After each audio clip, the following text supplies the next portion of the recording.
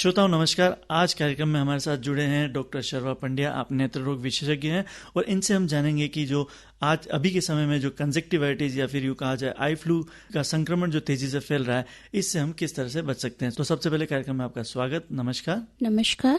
तो मैम, अभी देखा गया है कि जैसे मानसून का दौर चल पड़ा है और मौसम में जो बदलाव आया है, इसके साथ ही साथ आंखों में बढ़ता हुआ इन्फेक्शन काफी तेजी से फैल रहा है। इसका क्या कारण है? अभी देखा गया है कि कंजक्टिवाइटिस या आई फ्लू बहुत ही तेजी से फैल रहा है। यूजुअली ये 2-3 साल में एक बार ऐसा होता है कि बारिश के टाइम पे 2-3 महीने का टाइम रहता है जब ये आई फ्लू तेजी से फैलता है। तो वायरल इन्फेक्शन है, वायरल इन्फेक्शन बहुत ही तेजी से फैलते हैं और बारिश के टाइम पे क्योंकि साफ सफाई की समस्या रहती है, थोड़ा गंदगी रहती है सब जगह, लोग तालाबों में जाते हैं, पानी आता है जगह जगह, तो एक साथ नहाते हैं, तो उस वजह से भी ये कंटिन्यू फैलता जाता है। कंजक्टिवाइटिस या जो आई फ्लू जिसे हम कह रहे हैं, ये आम संक्रमण से किस तरह से भिन्न है और किस तरह से इसको हम आसानी से पहचान सकते हैं? कंजक्टिवाइटिस में यूजुअली स्टार्टिंग होती है कि पेशेंट को आंख में ऐसा लगता है कुछ है। अधिकतर पेशेंट इस कंप्लेन से आते हैं कि आंख में कुछ चुभ रहा है, कुछ है, आंख लाल हो जाती है, पानी आता है आंख से। कभी कभी ये सब माइल्ड इन्फेक्शन है। कभी कभी आंख में सूजन आ जाती है, वाइट कलर का डिस्चार्ज होता है, चिपकती है आंखें, तो ये इजीली पहचान में आ जाता है बेसिकली। और जैसे ही आपको लगे कि ये सिम्टम्स स्टार्ट हो गए हैं तो तुरंत अपने आप को सेपरेट कर लें। जब कभी किसी व्यक्ति को कंजक्टिवाइटिस के सिम्टम्स दिखने लग जाएं या फिर उन्हें एहसास हो जाए कि मुझे ये संक्रमण हो चुका है, तो सबसे पहले उसको प्राथमिक उपचार के रूप में क्या करना चाहिए और उसके बाद प्रिकॉशन के रूप में क्या क्या चीजों का ध्यान रखना चाहिए? प्राथमिक उपचार के रूप में पेन होता है तो पेन किलर जस्ट ले सकते हैं। अपने हाथों को बार बार धोएं। चश्मा पहने। चश्मा जस्ट इसलिए पहने ताकि आंख पे बार बार हाथ ना जाए। साबुन से हाथ धोने हैं, इधर उधर टच नहीं करना है, अपने आप को सेपरेट करना है। बार बार आंखों को धोएं मतलब आंखों को बाहर से धोना है, अंदर से पानी से नहीं धोना है। चाहे तो गुनगुने पानी से धोएं। आंखों में सूजन आती है तो ठंडा सेक कर सकते हैं।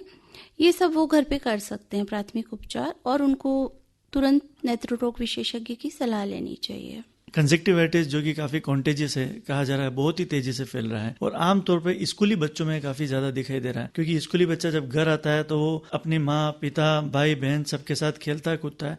तो इसके साथ ये जिस दर से बढ़ रहा है, इसको किस तरह, इस संक्रमण को किस तरह से रोका जा सकता है? स्कूल वालों को चाहिए कि अगर उनको लगता है किसी बच्चे को आई फ्लू है तो उसको तुरंत एक तो घर भेजते हैं, उनके माता पिता को बुला के ट्रीटमेंट की सलाह दें। क्लास में भी अगर उनको लगता है बच्चे ने जहाँ जहाँ पे टच किया है तो उसको प्रॉपर सैनिटाइज करें।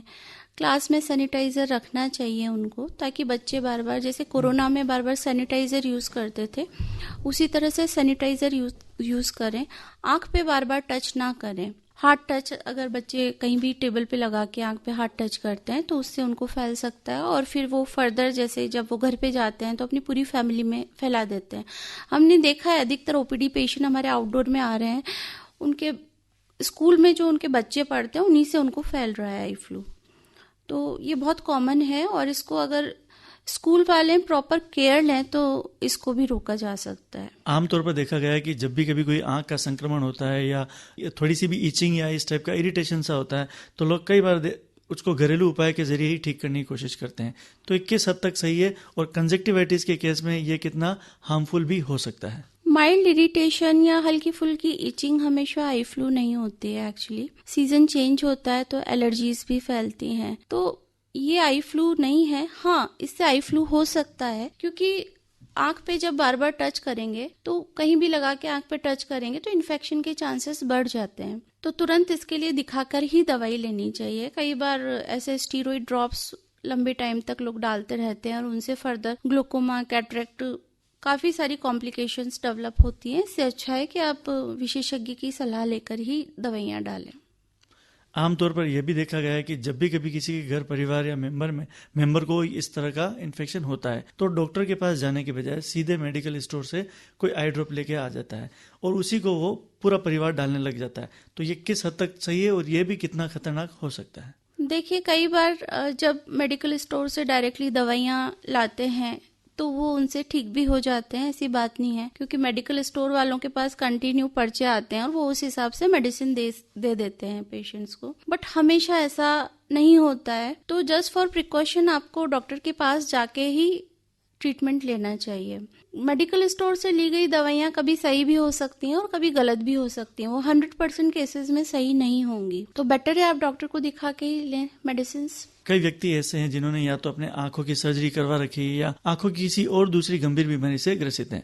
अगर ऐसे किसी व्यक्ति को कंजक्टिवाइटिस हो जाता है तो उसे किस तरह से अपने आप को इस संक्रमण से दूर रखना चाहिए, या फिर अगर हो गया है तो क्या ध्यान उसको विशेष कर रखना चाहिए? देखिए, अगर रिसेंटली कोई सर्जरी करवाई है तो हाँ, स्पेशली उनको बहुत ज्यादा केयर की जरूरत होती है, क्योंकि एक बार किसी इंसिजन के थ्रू या आंख के अंदर इन्फेक्शन फैल जाता है तो उसको ट्रीट करना बहुत ही डिफिकल्ट हो जाता है। सर्जरी को काफी टाइम हो गया है, अच्छे से हीलिंग हो गई है, 2-3 महीने निकल गए हैं, तो वो नॉर्मल कंजक्टिवाइटिस की तरह ही उस पेशेंट को ट्रीट किया जाएगा। लोगों में एक आम भ्रम ये भी देखा गया है कि एक दूसरे की तरफ देखने से भी ये फैल जाता है, तो ये किस हद तक सही है? क्योंकि एक कंजक्टिवाइटिस के संक्रमण को छूने से फैल सकता है, ये सभी जानते हैं, लेकिन आंखों में आंखें डालकर देखने से या आई कांटेक्ट करने से क्या सच में ये बीमारी फैलती है? नहीं, ये एक जस्ट भ्रांति है।